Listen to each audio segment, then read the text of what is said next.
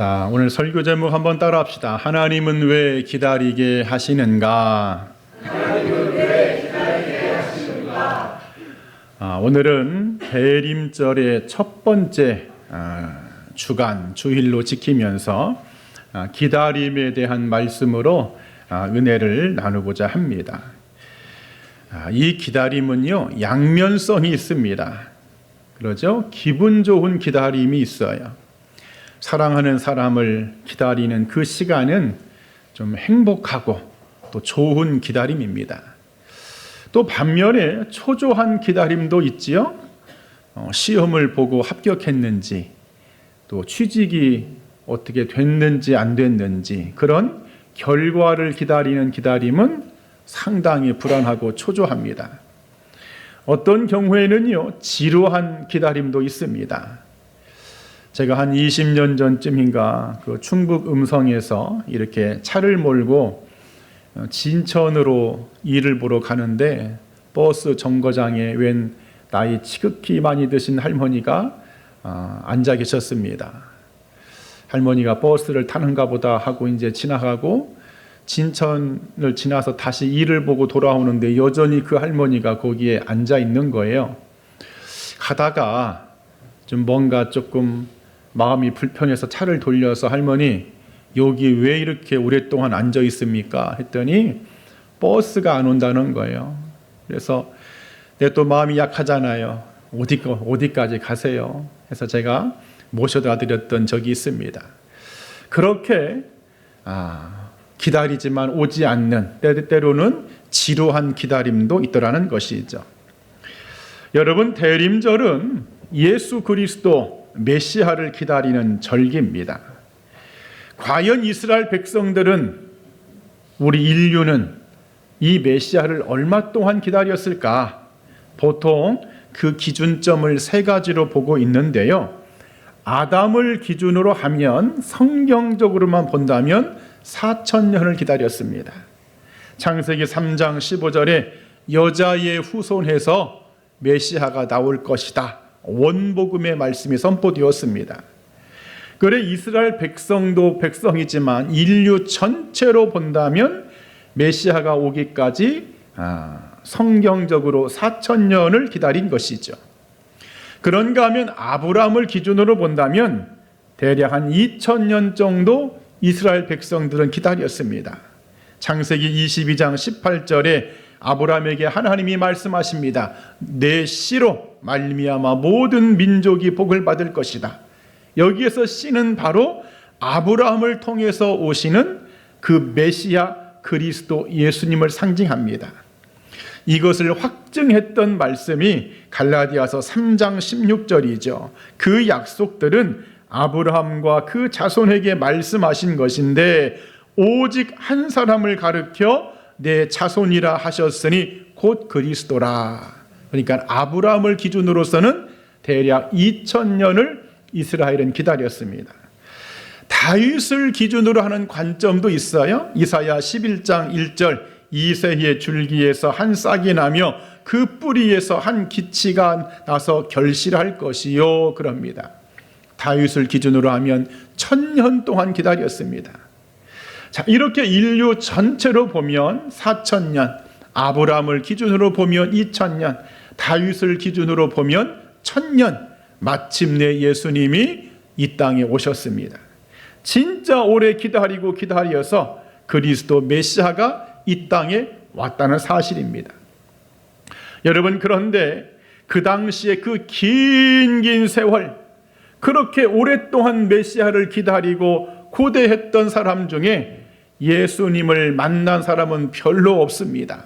오늘 이 본문의 시므온이라는 할아버지, 안나라는 할머니가 바로 그 메시아를 본 주인공들이죠. 이 사람들이 그 아기 예수님을 보고 얼마나 기뻤는지 노래를 부르면서, 지금 말로 말하면 덩싱덩싱 막 춤을 춥니다. 오랜 기다림 끝에 드디어 만나신 예수님. 여러분, 대림절은 바로 이처럼 그리스도 메시아를 기다리는 절기인 줄 믿습니다. 하나님은요, 기다림 속에서도 약속을 이루시는 분이십니다. 하나님은 우리를 기다리게 하지만 결코 버려두지 아니하시는 분, 이 은혜를 깨닫는 절기가 바로 오늘 대림절이다, 그런 말씀이죠. 자, 그런데요, 설교의 제목처럼 하나님은 왜 기다리게 하시는 것입니까? 빨리 좀 어떻게 해주시지. 그래, 오늘 이 본문에 나와 있는 시몬과 안나를 통해서 왜 하나님은 우리로 하여금 기다리게 하시는지, 이 기다림의 영성을 통해서 이 대림절, 대강절의 이 첫 주일을 보낼 때에 저나 여러분 모두에게 하나님의 깨달음과 또 은혜가 충만히 임하기를 주님의 이름으로 간절히 축원드립니다. 그 첫 번째, 하나님은 왜 기다리게 하실까? 한번 따라합시다. 기다림은 하나님 중심으로 바꾸는 시간이다. 자, 오늘 본문 25절에 그 사람은 의롭고 경건하여 이스라엘의 위로를 기다리는 자라 그럽니다. 우리가 기다릴 때 참 불편할 때 있습니다. 나는 너무 급한데, 나는 빨리 뭔가 되어야 되는데, 나는 빨리 해결이 되고 빨리 풀어지고 빨리 열려야 되는데, 이렇게 기다림이요 상당히 급할 때가 있습니다. 그래, 우리가 너무 조급한 나머지 하나님의 계획보다 내 계획을 더 앞설 때가 있고, 하나님의 뜻보다 내 뜻을 먼저 앞세워서 때때로 일을 망치는 경우도 많이 있지요. 오늘 이 등장하는 시므온 할아버지, 안나 할머니, 이 두 분의 기다림의 관점에서 본다면 시므온은요, 자기가 죽기 전에 메시아를 볼 거라는 성령의 음성을 들었습니다. 아마도 성령께서 시므온아, 네가 죽기 전에 반드시 메시아를 볼 것이다, 이 음성을 들었습니다.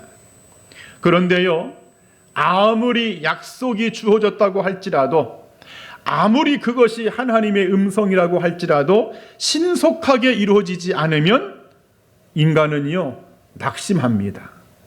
마치 아브라함에게 너의 자식이 하늘의 별처럼 바닷가의 모래알처럼 많을 것이라, 그렇게 약속은 들었지만 아이고 뭐 1년이 되어도 2년이 되어도 10년이 되어도 그냥 꿈쩍도 하지 않으면 인간은요 낙심하게 되어 있어요. 더욱이 그 당시 이스라엘은 로마의 식민지로 있었기 때문에 현실적으로 암담합니다. 사람들은 영적인 암흑기를 겪고 있었습니다. 그래, 이 시몬도 매일같이 성전에 올라가서 오늘일까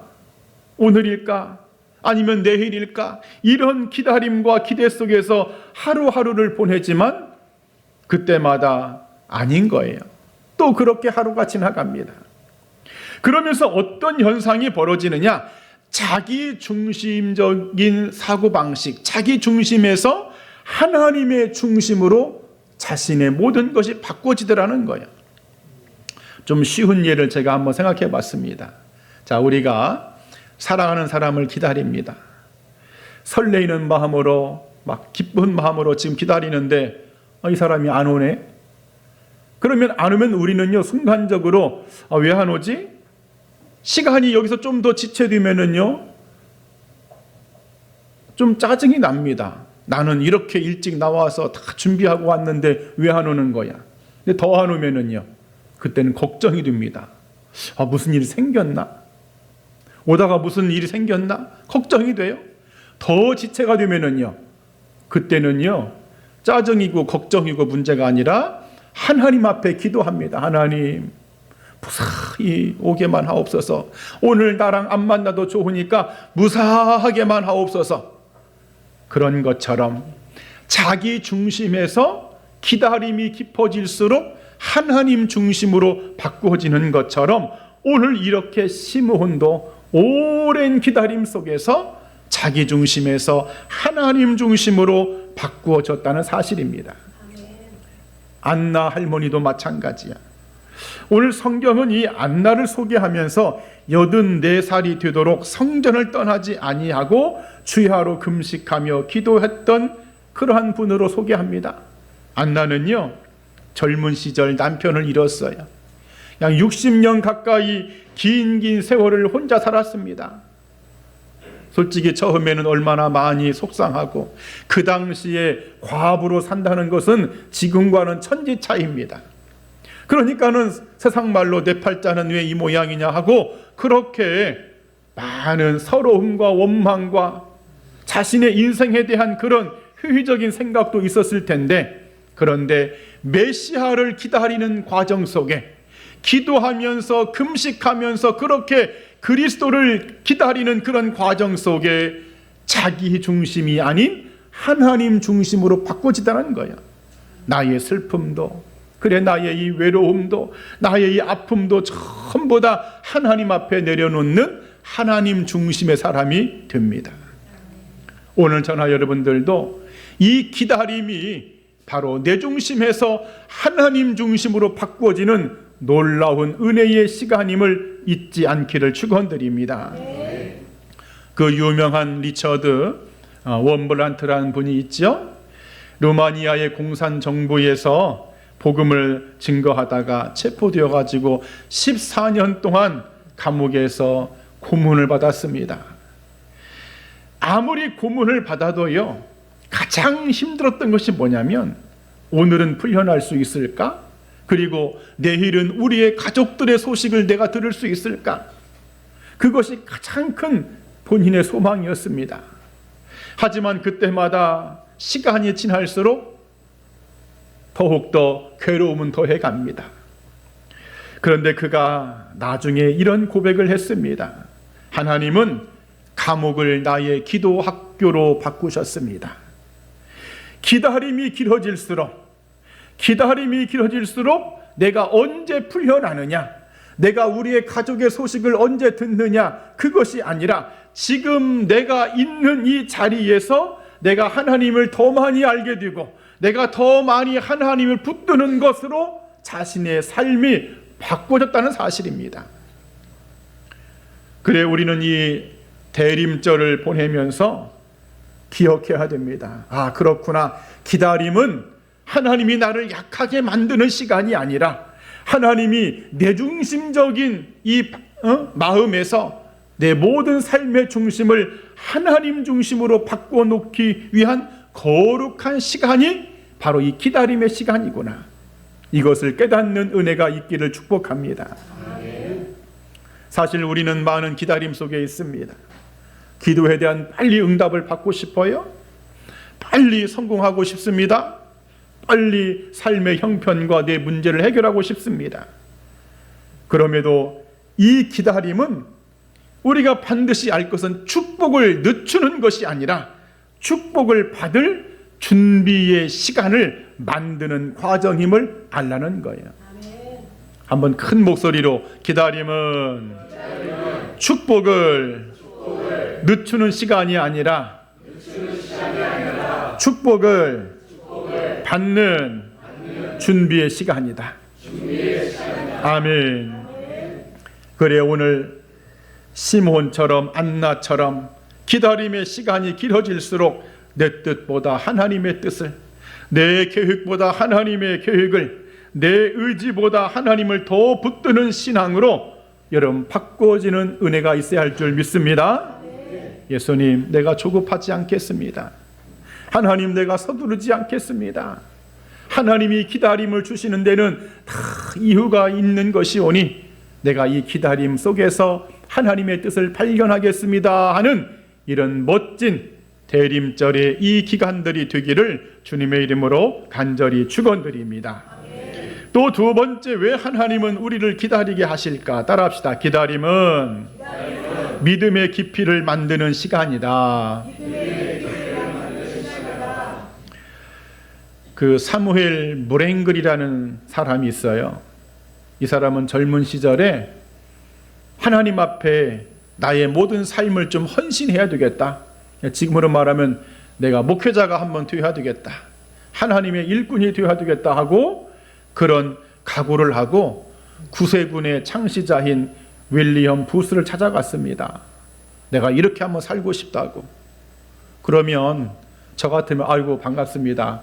저랑 같이 합시다. 이래야 되는데 윌리엄 부스가 웬걸 자네는 너무 똑똑하구만. 그리고 자네는 아직 믿음이 깊지 않는 것 같구만. 그러면서 자존심을 팍 상하게 해버립니다. 이것 때문에 실망하고 왜 하나님은 나를 쓰시지 않지? 내가 이렇게 헌신 한번 하겠다는데 왜 하나님은 나를 왜 사용하지 않는 거야? 원망도 하고 불평도 합니다. 그런 그에게 윌리엄 부스가 한 가지 미션을 주었어요. 자네 그렇게 하나님의 일을 하고 싶으면 기다리면서 자네가 다듬어지는 과정을 다 받아들이게나, 이렇게 말을 합니다. 그때부터 이 브랭글은요 이름 없는 사역자로 충성합니다. 성도들 앞에서 설교도 한 번도 못했습니다. 큰 사역 맡지를 못했습니다. 그냥 교회에서 사역자가 청소나 하고 그냥 의자나 정리하고 구세군 그 집회가 끝나면 그냥 뒷정리 다 하고 무명의 봉사자로 그렇게 열심히 섬깁니다.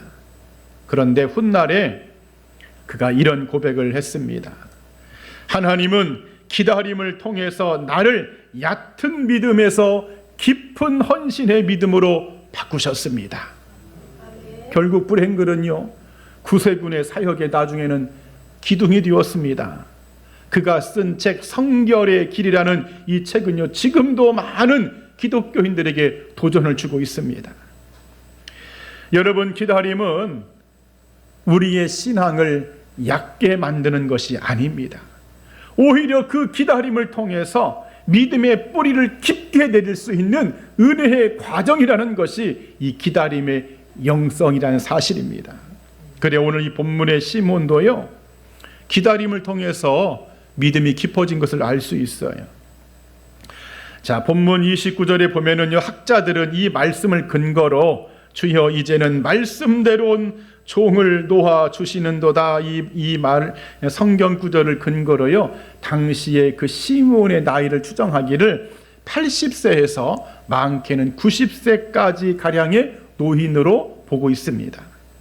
또 이를 뒷받침해주는 초대교회의 교부들의 자료나 유대 그 문서 전승이나 또 이런 것들을 보면 이 사람이 예루살렘의 장로였다는 그러한 소개글도 있습니다. 자, 어쨌든 이 기다림을 통해서 그의 믿음이 깊어졌는데 그 증거가 여러분 뭡니까? 예루살렘 성전은요 굉장히 큽니다. 성막이 아닙니다. 하루에도 수십 명의 부부들이 아기를 들고 와서 자신의 아이들을요 정결례 예식을 치릅니다. 그렇게 많은 아이들과 많은 부부들이 그 성전에 오가는데 이 시몬은요 단번에 그 예수님을 알아봅니다. 그게 바로 믿음의 깊이죠. 그 예수님을 알아볼 뿐더러 그 예수님이 장차 어떻게 죽을 것까지도 그가 거기에서 이야기를 합니다. 이게 바로 믿음의 깊이가 생긴 시므온의 모습이라는 거예요. 사실 예수님은요 평범한 아기입니다. 요셉과 마리아가 무슨 돈이 많은 집안의 갑부들도 아니고 그냥 초라하게 비둘기 한 쌍 최고로 그냥 싼 재물을 들고 와서 예배를 드리는데 누가 봐도 관심을 못 받는데 시몬이 그것을 당장에 알아봤다는 것은 바로 믿음의 깊이 때문에 그런 일이 생긴 것이죠. 그리고도 안나 할머니도 마찬가지입니다. 이 안나 할머니 결혼한 지 7년 만에 남편이 죽어버렸어요. 그때부터 이제 나는 하나님 앞에 살아야 되겠다 금식하며 기도하면서 믿음이 깊어집니다. 세월이 쌓이면서 기도의 깊이가 깊어지고 하나님의 약속에 대한 소망이 깊어집니다. 그래 이 여인도요 아기 예수님이 성전에 들어올 때에 단번에 그 예수님이 메시아인 것을 알아봅니다. 이게 바로 믿음의 깊이라는 것이죠. 오늘 전하 여러분들, 왜 하나님은 우리가 이 땅을 살면서 우리로 하여금 기다리게 하실까? 왜 하나님은 나의 눈물의 기도에 속히 응답해 주시지 않을까? 하나님, 나는 이렇게 내 삶이 고통이고 내 삶이 이렇게 힘든데 왜 이 문제를 속히 해결해 주지 않는 것입니까? 왜 이렇게 나를 더디게 하시고 기다리게 하십니까? 분명한 것은 하나님이 더디게 하시고 하나님이 기다리게 하시는 이유는 저나 여러분들을 힘들게 하려고 하는 것이 아니라 그 기다림 속에서 우리의 믿음이 성숙되고 우리의 믿음이 더 깊어지게 하기 위한 하나님의 과정임을 믿기를 축복합니다. 아멘. 미국의 그 저명한 성경교사요, 나중에 목회자가 되었지요, 해리 아이언사이드라는 분이 있습니다. 이 사람은 젊은 시절 가난했고 또 몸에 지병이 있어. 지병, 몸이 약해. 하나님, 나의 병 좀 고쳐주세요. 내 이 병만 고쳐준다면은 내가 그냥 주님을 위해서 목숨 바쳐 헌신하겠습니다. 그렇게 밤낮 눈물로 기도해도 하나님이 병을 고쳐주지를 않아. 꿈쩍도 하나님이 하지 않습니다. 오히려 더 질병이 심해졌어. 우리 같으면 에라 모르겠다 하고 그냥 했을지도 모르는데 이분은 그런 인고의 시간에 하나님의 말씀을 더 많이 읽고 주의 성경을 더 많이 묵상합니다. 나중에 결국 목회자가 되었지요.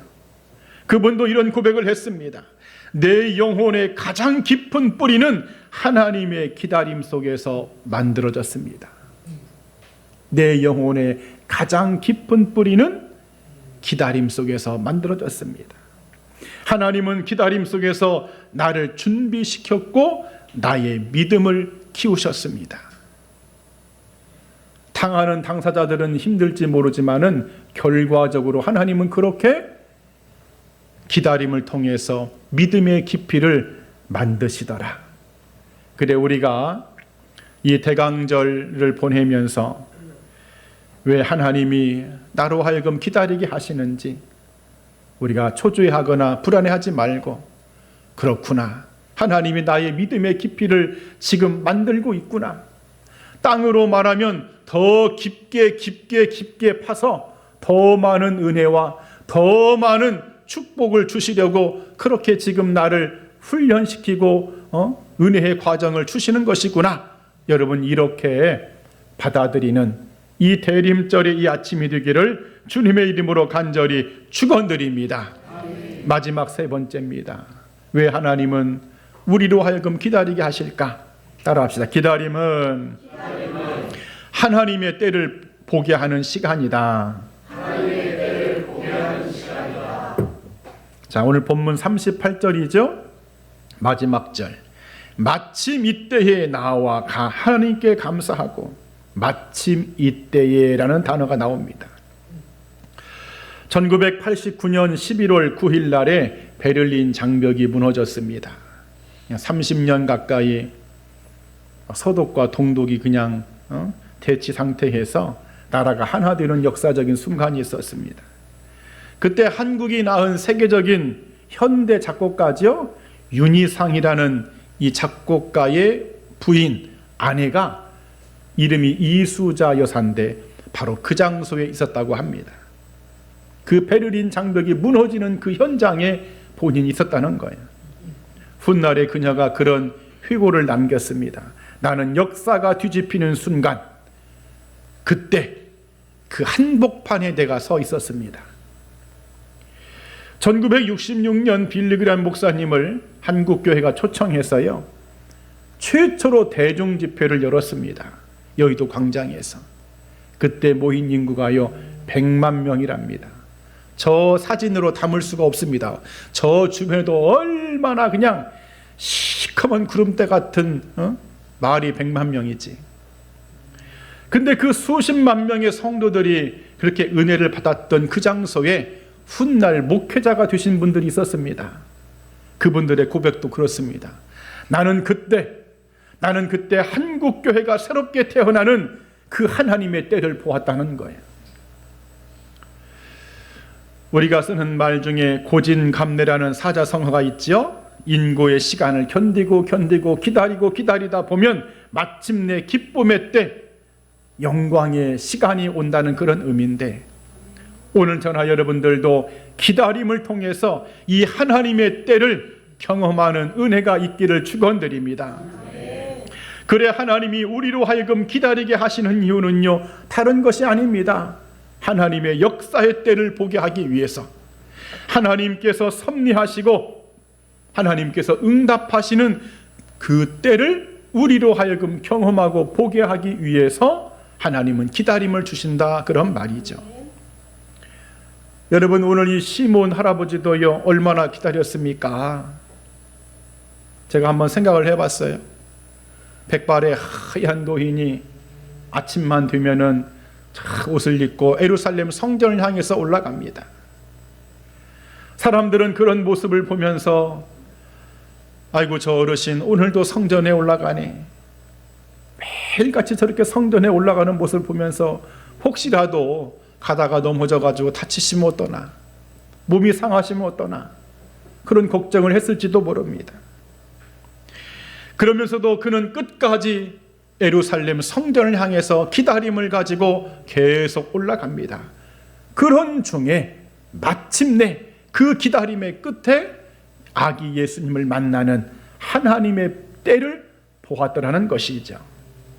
안나 할머니도 마찬가지겠지요?